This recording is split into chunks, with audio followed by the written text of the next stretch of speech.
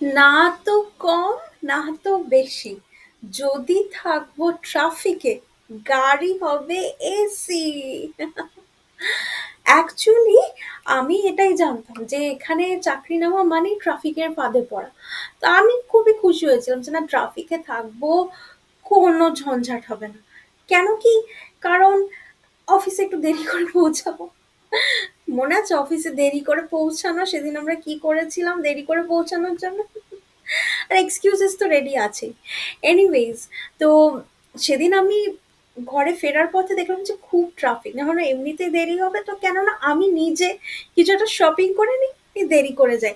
তো আমি একটা জিনিস কিনেছি, এই বইটা, এই যে। হ্যাঁ, এ তো ড্যানিয়েল ডিফো, রবিনসন ক্রুজো।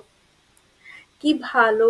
পাবলিকেশনটা খুবই ভালো, খুবই এক্সক্লুসিভ। যখন আমি দোকানে ঢুকলাম, আমি তখন জানতাম যে একটা এক্সক্লুসিভ বই আমার হাতে আসবেই আসবে। আর ঠিক এসেই গেল এই বইটা। কি ভালো! আমি আর আমার বই। না, দাম জিজ্ঞেস করবেন না, কারণ এটা এক্সক্লুসিভ বই, এক্সক্লুসিভ দাম।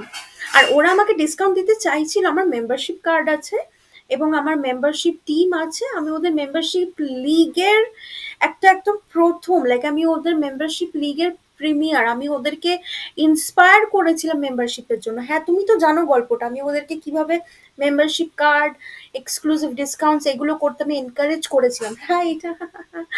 হ্যাঁ, এই আমার হাত থেকেই দেখো না।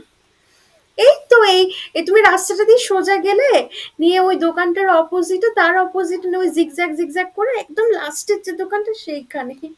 কি সুন্দর! আমি আর আমার বই।